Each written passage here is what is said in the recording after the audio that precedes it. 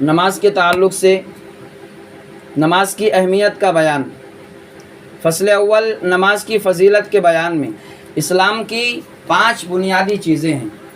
حضرت عبداللہ بن عمر رضی اللہ تعالی عنہ نبی اکرم صلی اللہ علیہ وسلم کا ارشاد نقل کرتے ہیں کہ اسلام کی بنیاد یعنی اصل 5 ستونوں پر ہے۔ سب سے پہلا اول کلمہ یعنی لا الہ الا اللہ محمد الرسول اللہ کی گواہی دینا ہے، یعنی اس بات کا اقرار کرنا ہے کہ اللہ کے سوا کوئی معبود نہیں اور محمد صلی اللہ علیہ وسلم اس کے بندے اور رسول ہیں۔ اس کے بعد نماز قائم کرنا، زکوٰۃ ادا کرنا، حج کرنا اور رمضان المبارک کے روزے رکھنا، یہ اسلام کے 5 اہم اور بنیادی چیزیں ہیں۔ یہ 5 چیزیں ایمان کے بڑے اصول اور اہم ارکان ہیں۔ نبی اکرم صلی اللہ علیہ وسلم نے اس پاک حدیث میں بطور مثال کے سمجھانے کے لیے اسلام کو ایک خیمے کے ساتھ تشبیہ دی ہے جو 5 ستونوں پر قائم ہوتا ہے۔ پس کلمہ شہادت خیمے کی درمیانی لکڑی کی طرح ہے اور بقیہ چاروں ارکان بمنزلے ان 4 ستونوں کے ہیں جو چاروں کونوں پر ہوتے ہیں۔ اگر درمیانی لکڑی نہ ہو تو خیمہ کھڑا ہی نہیں ہو سکتا، اور اگر یہ لکڑی موجود ہو اور چاروں طرف کے کونوں میں کوئی سی لکڑی نہ ہو تو خیمہ تو قائم ہو جائے گا، لیکن جون سے کونے کی لکڑی نہیں ہوگی وہ جانب ناقص اور گرا ہوا ہوگا، ادھورا ہوگا۔ اس پاک ارشاد کے بعد اب ہم لوگوں کو اپنی حالت پر خود ہی غور کر لینا چاہیے کہ اسلام کے اس خیمے کو ہم نے کس درجے تک قائم کر رکھا ہے، اور اسلام کا کون سا رکن ایسا ہے جس کو ہم نے پورے طور پر سنبھال رکھا ہے۔ اسلام کے یہ 5 ارکان نہایت اہم ہیں، حتیٰ کہ اسلام کی بنیاد انہی کو قرار دیا گیا ہے۔ ایک مسلمان کے لیے بحیثیت مسلمان ہونے کے ان سب کا اہتمام نہایت ضروری ہے، مگر ایمان کے بعد سب سے اہم چیز نماز ہے۔ حضرت عبداللہ بن مسعود کہتے ہیں میں نے حضور پر نور صلی اللہ علیہ وسلم سے پوچھا کہ اللہ تبارک و تعالی کے یہاں سب سے زیادہ پسندیدہ اور محبوب عمل کون سا ہے؟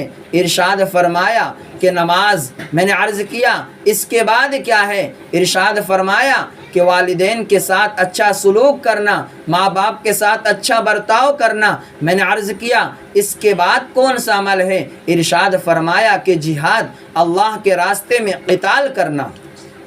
ملا علی قاری رحمۃ اللہ علیہ فرماتے ہیں کہ اس حدیث میں علماء کے اس قول کی دلیل ہے کہ ایمان کے بعد سب سے مقدم نماز ہے۔ اس کی تائید اس صحیح حدیث سے بھی ہوتی ہے جس میں ارشاد ہے الصلاۃ خیر موضوع، یعنی بہترین عمل جو اللہ تعالیٰ نے بندوں کے لیے مقرر فرمایا ہے وہ نماز ہے۔ اور احادیث میں کثرت سے یہ مضمون صاف اور صحیح حدیثوں میں نقل کیا گیا ہے کہ تمہارے اعمال میں سب سے بہتر عمل نماز ہے۔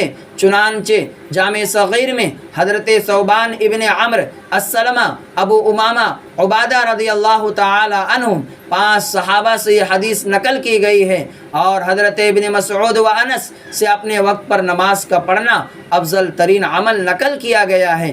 حضرت ابن عمر اور ام فروہ سے اول وقت نماز پڑھنا نقل کیا گیا ہے۔ مقصد سب کا قریب قریب ہے کہ نماز سب سے زیادہ اہم ہے۔ حضرت ابو ذر رضی اللہ تعالی عنہ فرماتے ہیں کہ ایک مرتبہ نبی پاک صلی اللہ علیہ وسلم سردی کے موسم میں باہر تشریف لائے اور پتے درختوں پر سے گر رہے تھے۔